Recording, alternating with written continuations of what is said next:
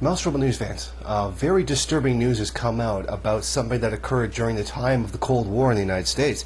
A St. Louis researcher says that she's found proof that minority neighborhoods were used for chemical studies during the Cold War.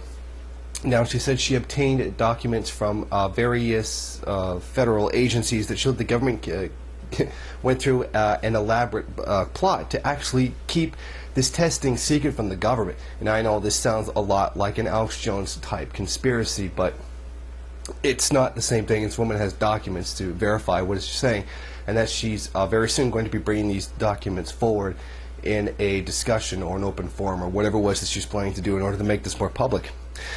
Dr. Lisa Martino-Taylor, professor of sociology at the St. Louis Community College, is the one who actually made this discovery. She said the chemicals sprayed in the air were said to be harmless zinc cadmium sulfide. Now, the aerosol was supposed to be laced with a fluorescent additive, a suspected radiological compound, and it was produced by U.S. Radium, a company that that's linked to the deaths of workers at a watch factory decades before.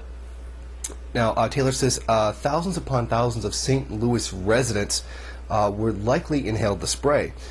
This is one thing that she did have to say. The powder was milled to a very, very fine particulate level. This stuff traveled up to 40 miles, so really all the city of St. Louis was ultimately inundated by this stuff. And they even told local officials in May that they were going to test clouds under which to hide the city in the event of an aerial attack. This was against all military guidelines of the day, against all ethical guidelines, against all international codes such as the Nuremberg Code. Now, Martino-Taylor says spraying occurred between 1953 and 54, and again from 63 to 65 in areas of North St. Louis and eventually parts of South St. Louis. She also said that she launched her research after hearing independent reports of cancers among city residents living in those areas at the time.